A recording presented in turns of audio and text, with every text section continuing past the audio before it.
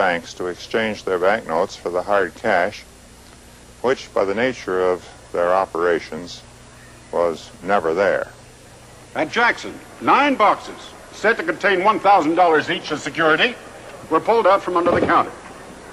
Every box had a top layer of $50, but the remaining contents proved to be lead, 10 penny nails, and, in one instance, broken glass. In Oakland County Bank, the vault contained about $40 in specie, against a book account of $41,000. Few can imagine the fear and despondency, the hopes and disappointments which agitated the community in those days of inflation and speculation. The carnival did finance a truly phenomenal national expansion. The first price was terrible monetary confusion. By 1860, banknote circulation, good, bad, and bogus, was as bad as the coinage in Amsterdam. Notes were then prohibited, but by then, deposits were in any case taking their place. The second price was the cycle of boom and bust. Roll up and ride the business cycle. If it's good enough for him, it should be good enough for you, sir. Perfectly safe, no risk involved, no risk at all. The risk, in fact, was very great.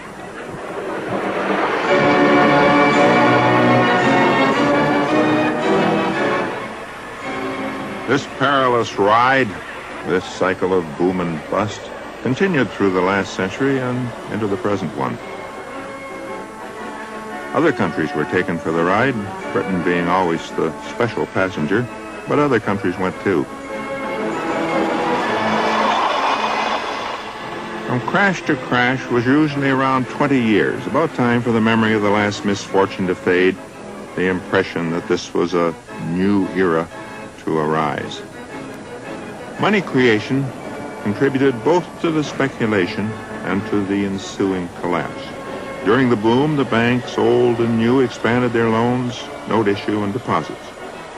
This money financed the speculation, which was sometimes in canal stock, sometimes in railroad stock, often in land, later in commodities, and in stocks in general. During each boom, doubters were dismissed as men of no imagination.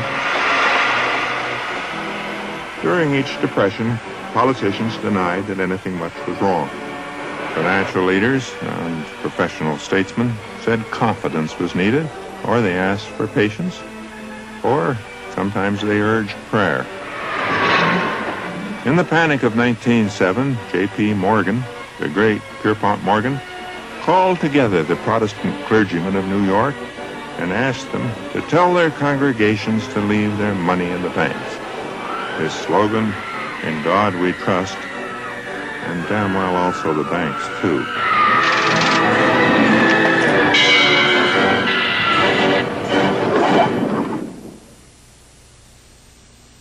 The trust was misplaced, especially as regards the small banks. In Depression, they failed by the hundreds.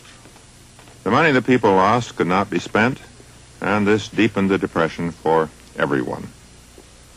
The solution after 85 years was to reverse the Jacksonian victory, create a central bank. It would regulate lending, money creation by the subordinate banks, just as Biddle had attempted. And in 1914, a central bank was established.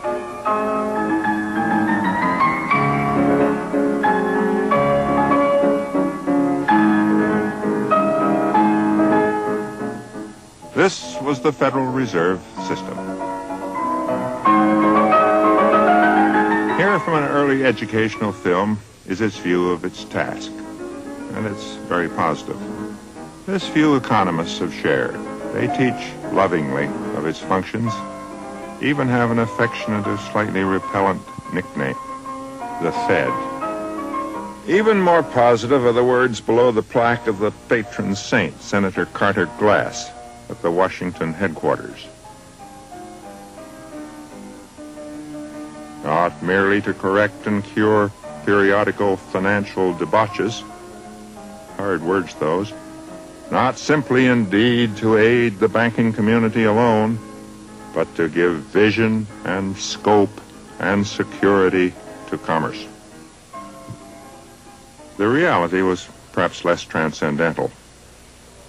Such were the old suspicions that 12 banks were established instead of one. St. Louis, for example, Philadelphia, New York, with a central authority in Washington, the Federal Reserve Board. The power of the central authority was weak and undefined, and the regional banks wished to assert, where possible, their claim to financial acuity and eminence, to prove that St. Louis, San Francisco, Richmond was a place of financial consequence. This wish was especially strong here in New York, surely the financial capital. On the whole, until 1935, when Washington authority was affirmed, power was here at the New York Reserve Bank. Until then, it was troublesome not knowing who was in charge. More serious was an early instinct for doing whatever made economic conditions worse. In the years following World War I, there was serious speculation in commodities and farmland, the great boom of 1919-1920.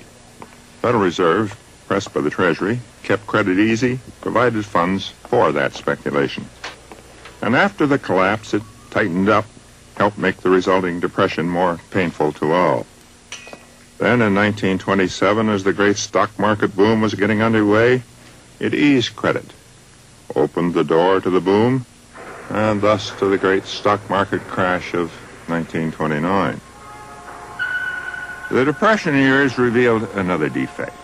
This in the theory by which a central bank was expected to manage the economy. Slowly, interest rates were lowered, eventually to 1.5% here at the New York Bank. And after some delay, government bonds were bought in the open market, and the banks were made flush with unused cash.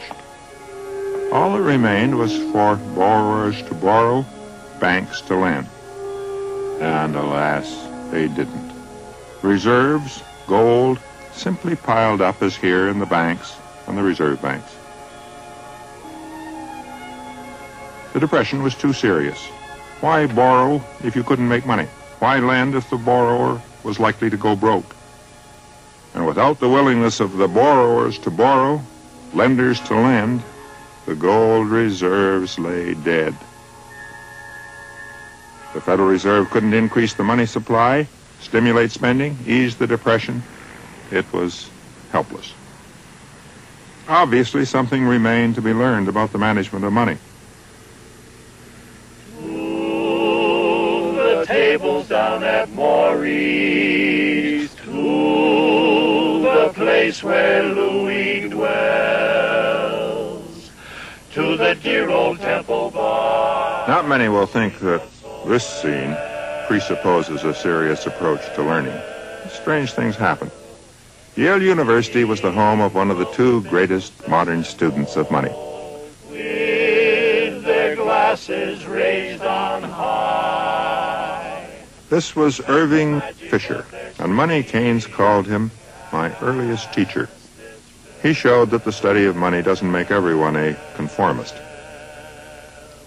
Fisher, a neat, slender, handsome man with a patrician manner and a beautifully trimmed beard, was many things. He was a learned mathematician, a successful inventor, a disastrous speculator, and a committed improver of the human race. He invented this simple index system, which he then manufactured himself and later sold it at a handsome price to Remington Rand. In the late 1920s, Fisher went heavily into the stock market. And in the crisis, he lost between $8 and $10 million, a sizable sum even for an economics professor. Here in this room and elsewhere in Yale, Fisher pioneered in the development of index numbers. When you read that the consumer's price index has gone up or the cost of living index has gone up, it's Fisher you have ultimately to thank. He pioneered also in mathematical economics. Fisher's greatest contribution, however, was to our understanding of money. He showed in one simple formula what determines its value. And here is the formula, and no one, however averse to mathematics, should be put off by it. P is equal to mv